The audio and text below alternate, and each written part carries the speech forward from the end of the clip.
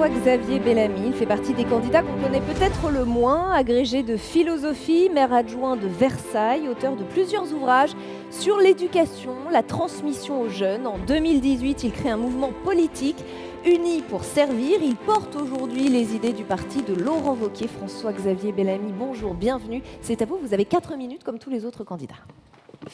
Merci pour votre invitation. Bonjour à tous. C'est une joie d'être parmi vous pour partager ce moment et parler ensemble effectivement de cette question de la relation du social à l'Europe.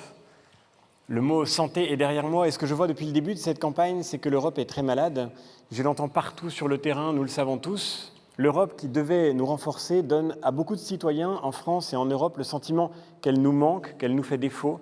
Et parfois même, le mot n'est pas trop fort, le sentiment qu'elle nous trahit.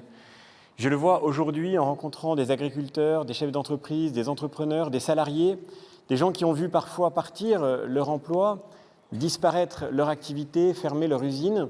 Il faut que nous puissions entendre cette inquiétude. Et pour ma part, je crois qu'effectivement, vous rappeliez ce mot de servir, la politique retrouvera tout son sens, en Europe en particulier, quand nous saurons mettre l'Europe de nouveau au service des citoyens français et des citoyens européens. Nous croyons profondément, avec toute la famille politique que je représente ici, que l'Europe est nécessaire, mais nous croyons que pour qu'elle puisse agir, il faut changer la manière dont elle se construit. Le premier point que je voudrais développer, c'est que notre vision de l'Europe sociale, c'est la vision d'une Europe qui passe d'abord par le travail, par le fait de garder des capacités de travail en France et en Europe. Nous devons absolument sortir de la naïveté dont l'Europe a fait preuve trop longtemps dans la compétition internationale en ouvrant notre marché unique, ce trésor que nous avons construit face à des acteurs qui, eux, ferment leur propre marché et qui n'ont pas cette naïveté. L'Europe doit protéger, non pas en créant des barrières qui nous empêcheraient de continuer à rayonner, à exporter, mais en appliquant une stricte réciprocité, en permettant à nos entreprises de se développer. On a vu à l'occasion de l'échec du dossier Alstom-Siemens qu'il était nécessaire de revoir notre vision de la concurrence, dans le monde dans lequel nous sommes pour pouvoir garantir la compétitivité de nos emplois et de nos entreprises. Il n'y aura pas de politique sociale si nous ne savons pas garder nos capacités de travail, si nous ne savons pas produire en Europe ce que nous consommons, et c'est aussi un impératif évidemment écologique. Il faut également réviser la manière dont la concurrence se passe sur ce marché unique en obtenant une vraie révision de la directive sur le travail détaché. Nous croyons que la circulation des travailleurs est un acquis en Europe, mais il ne faut pas qu'elle soit l'occasion d'une forme de moins-disant social. Et il faut donc non pas supprimer cette directive, mais aller vers une révision authentique à travail égal, salaire égal, mais aussi cotisation sociale identique, de manière à ce que le travail ait le même coût pour l'employeur et que le travail détaché ne soit plus qu'une occasion de s'enrichir de nos richesses mutuelles. Le social passera aussi par le fait de renouer avec l'Europe des projets, et notamment en matière de santé. Disons un mot de ce que nous portons dans le projet que je défends, l'idée de créer une grande cause européenne autour des maladies neurodégénératives. Aujourd'hui, en Europe, la maladie d'Alzheimer coûte à peu près 190 milliards d'euros. Et le nombre de personnes impliquées va probablement doubler dans les 15 prochaines années. Il faut donc mettre en œuvre une grande cause commune autour de la recherche sur ces maladies, de manière à ce que nos laboratoires, nos forces de recherche qui sont importantes en Europe, puissent non plus se faire concurrence, mais travailler ensemble. Nous pouvons, et les scientifiques nous le disent, apporter dans les 5 prochaines années des progrès fondamentaux pour permettre que ces maladies incurables deviennent susceptibles d'être traitées, et c'est un enjeu fondamental. Et enfin, et je terminerai par là, l'Europe sociale retrouvera son sens avec une véritable subsidiarité. Et nous croyons que l'Europe doit évidemment se construire comme toutes les politiques sociales et de santé dans chacun de nos États, à travers une concertation permanente avec les corps intermédiaires, avec les professionnels de santé, et notamment bien sûr avec les mutualistes ou les associations que vous représentez ici. Nous avons besoin de retrouver cette subsidiarité parce qu'aujourd'hui, une Europe des normes qui s'est construite d'en haut a empêché la libération de ces facultés, de ces compétences, de ce potentiel que nous avons. Cette Europe des normes, elle est nécessaire aussi, mais il faut toujours la construire en lien avec ceux qui, depuis 1850 en France, construisent ce modèle de solidarité que nous avons à défendre. Merci beaucoup François-Xavier Bellamy, tout le monde respecte ses tons. Aujourd'hui, c'est merveilleux, je vous invite à cette table. On va vous poser quelques questions. Marc Bassett est restez à mes côtés. Journal espagnol El País, il vous posera des questions dans quelques instants. Pour tous les autres candidats, comme pour tous les autres candidats, d'abord quelques questions issues des remontées de terrain, des débats en région. Sauf que cette fois, je vais vous demander de répondre par oui ou par non. Je vais vous dire ce que veulent les Français consultés. Vous me dites si vous votez pour ou si vous votez contre. On a le droit à une phrase d'explication quand même. Bien sûr. Une harmonisation de la vaccination obligatoire en Europe. Plutôt pour, parce que je crois qu'aujourd'hui, nous avons besoin de défendre le principe de la vaccination. Ce principe de la vaccination, il permet de nous prémunir contre des maladies qui sont potentiellement contagieuses. Et si nous garantissons le principe de la libre circulation, il faut harmoniser la manière dont nous défendons la vaccination. Donc c'est oui, c'est très clair. Harmoniser les politiques de santé publique et de prévention en Europe, je pense à l'alcool, au tabac. Plutôt non, je crois à la subsidiarité. Je crois que l'échelle démocratique en Europe, c'est l'échelle des parlements, des gouvernements qui sont responsables devant chacun de leurs citoyens. Et je ne crois pas qu'il faille, justement, j'en parlais à l'instant, que l'Europe des normes, qui sont parfois utiles, se transforme en une machine à produire des textes normatifs qui viendront ensuite donner le sentiment aux citoyens européens qu'ils sont dépossédés de leur capacité démocratique. Ces politiques de prévention, elles sont, disons-le, indispensables. Vous avez évoqué différents éléments qui contribuent bien sûr au bien-être et à la santé des citoyens en France et en Europe, mais je crois que c'est dans chaque État qu'il faut ajuster ces politiques de prévention. Culturellement, nous n'avons pas les mêmes références, les mêmes manières de construire la prévention, et il faut que ceci soit toujours ajusté Donc, à la singularité. Sur ce point, vous n'êtes pas trop d'accord avec les Français qui ont été consultés. Harmoniser les interdictions de pesticides dans toute l'Union. Pour, bien sûr. Il faut absolument qu'on défende, notamment dans le cadre de la politique agricole commune, une politique agricole qui soit vraiment commune, c'est-à-dire que les règles soient les mêmes pour tous. Aujourd'hui, il y a une vraie tragédie dans l'agriculture française en particulier, c'est que sur un marché unique, nous n'avons pas les mêmes règles. Et donc, ceci crée des distorsions de concurrence à l'intérieur du même marché. Nous proposons également, avec notre famille politique, la création d'une barrière écologique qui permettra d'appliquer nos standards écologiques aux produits que nous importons, parce que là aussi, si nous n'appliquons pas ce principe, nous créons un vrai scandale, un scandale pour tous ceux qui produisent en Europe et qui se voient appliquer des normes qui correspondent à nos exigences en matière environnementale, qui ne sont pas appliquées par ceux qui importent sur notre marché. Et ça, si vous permettez, on y reviendra sur cette question de la barrière écologique dans un instant. Joie. Une autre remontée de terrain, créer une taxe européenne sur les mouvements financiers, oui ou non? Ça fait partie des demandes des citoyens consultés. Alors il faut y réfléchir. La grande difficulté d'un exercice comme celui que vous me proposez, c'est que typiquement la question de la fiscalité, c'est une question qui impose d'avoir une vision d'ensemble, une vision globale. Et je crois qu'on ne peut pas raisonner en prenant les questions séparément les unes des autres. Prenons un exemple tout simple. Je crois qu'il est bon d'avoir une fiscalité incitative pour permettre aux citoyens d'avoir les meilleures pratiques en matière environnementale. Et pourtant, au cas par cas, nous ne pouvions que nous opposer à la taxe carbone qui était prévue il y a quelques semaines, parce que dans le contexte où la France a la fiscalité la plus importante au monde, en tous les cas les prélèvements obligatoires les plus lourds, il est évidemment nécessaire de ne pas augmenter encore ces prélèvements qui pèsent sur le niveau de vie des Français. Si on remettait tout à plat, on pourrait penser les choses d'une manière un peu différente. Vous souhaitez une interdiction européenne de la GPA, François-Xavier Bellamy. Aujourd'hui, elle est possible dans plusieurs pays de l'Union, Belgique, Pays-Bas, Portugal, entre autres. Comment vous comptez vous y prendre? Comment vous faites reculer certains pays sur ce point? C'est un sujet majeur. Je crois que l'Europe, ce n'est pas seulement une organisation internationale, c'est aussi une histoire, c'est aussi une culture, une civilisation commune.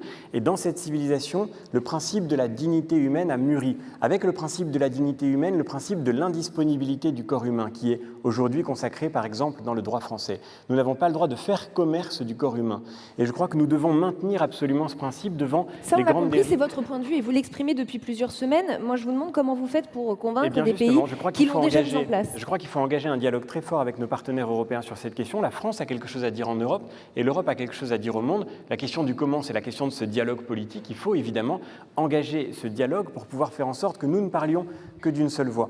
Et j'ajoute d'ailleurs qu'il y a là un défi fondamental, non pas seulement sur la question de la marchandisation du corps, mais aussi sur la question de l'eugénisme. Je crois que l'Europe est la bonne échelle pour parler d'une seule voix face à la Chine, par exemple, chez qui nous savons que la tentation eugénique est une tentation réel. On l'a vu récemment, les Chinois ont annoncé la naissance de 2 bébés nés à la suite d'une modification génétique.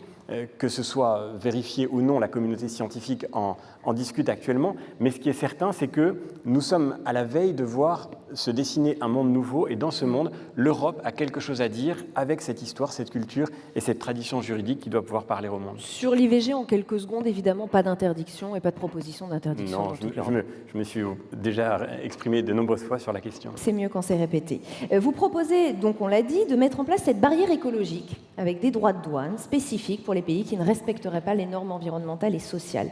Est-ce que ça suppose donc, très concrètement, je voudrais qu'on soit concret aujourd'hui, de taxer davantage des produits qui viendraient de Chine, des produits qui viendraient des États-Unis? Est-ce que vous n'auriez pas peur des mesures de rétorsion? Les mesures de rétorsion, de toute façon, elles sont là. Même nos partenaires allemands qui ont souvent agité cet argument voient bien aujourd'hui que la Chine, les États-Unis ont des politiques commerciales agressives.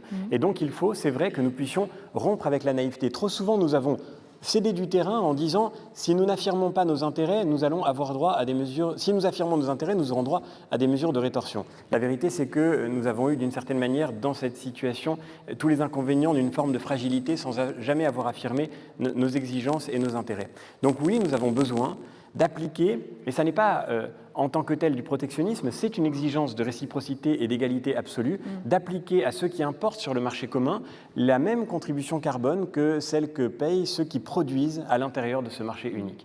Et c'est une nécessité absolue. J'ajoute que la barrière écologique, ça n'est pas seulement cette contribution carbone, c'est aussi le fait d'appliquer les mêmes standards en matière environnementaux. Et au fond, si vous me permettez une seule seconde sur ce sujet, c'est la magnifique responsabilité de l'Europe que d'apporter un nouvel équilibre dans la mondialisation.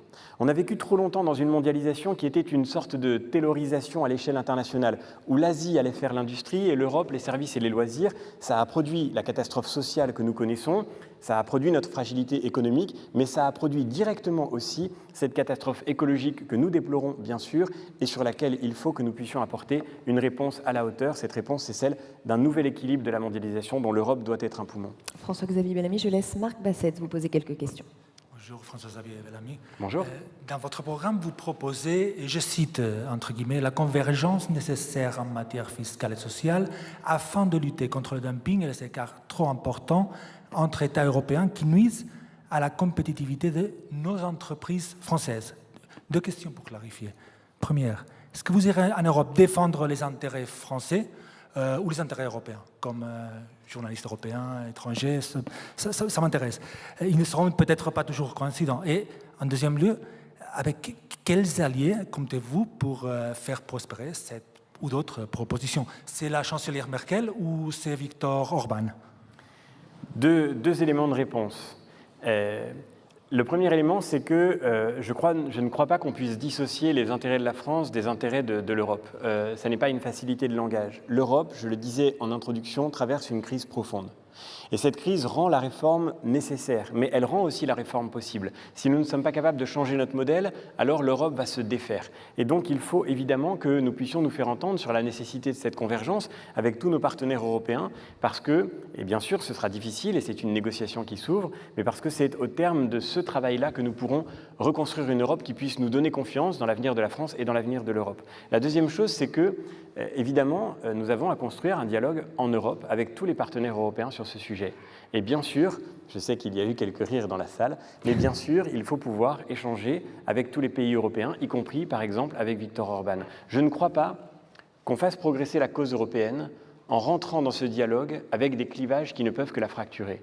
Ceux qui opposent les populistes aux progressistes, au lieu de répondre à cette défiance qui monte envers l'Europe, contribuent à creuser le fossé qu'ils déploreront ensuite. D'ailleurs, Viktor Orban, qui fait partie du PPE, n'en a pas été exclu, y compris par Angela Merkel au cours des dernières années, qui a toujours entretenu ce lien et ce dialogue. Je crois que c'est dans cet esprit de dialogue que l'Europe s'est construite et que c'est dans cet esprit qu'elle pourra avancer. Il nous reste 1 minute 30 environ.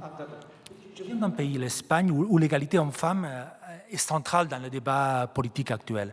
Je voudrais savoir que peut faire l'Europe pour améliorer les droits des femmes et l'égalité. L'Espagne vient d'adopter, par exemple, un congé de paternité de 8 semaines. En France, c'est 11 jours. Congé paternité, hein? Paternité. Paternité, oui. Est-ce que la France... Vous parlez des droits des hommes, là. Et de l'égalité. Égalité homme-femme. Est-ce que la France devrait imiter l'Espagne? En quel d'autres domaines la France peut s'inspirer d'autres pays européens pour améliorer son modèle Et vous social. avez 1 minute pour répondre, je suis désolée. 1 minute pour répondre, simplement pour dire que oui, bien sûr, il faut faire progresser la cause de l'égalité entre les hommes et les femmes. Oui, bien sûr, l'Europe a un rôle à jouer pour cela, en s'appuyant sur ce que je disais à l'instant, sur l'histoire de cette civilisation qui, c'est vrai, a porté aussi dans l'histoire, de façon progressive et longue et lente, mais malgré tout de façon certaine, l'idée que l'égalité en dignité des hommes et des femmes était au cœur de notre culture.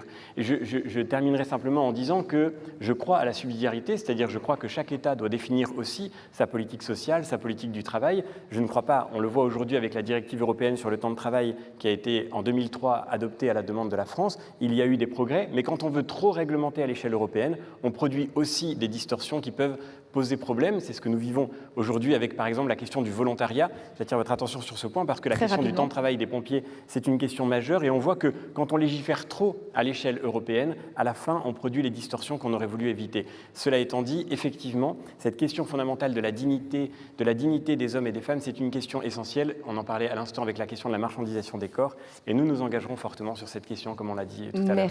Merci beaucoup François-Xavier Bellamy d'avoir été notre invité aujourd'hui dans Place de la Santé Europe sur Public Sénat. Je vous laisse regagner votre place, c'est par ici. Merci beaucoup.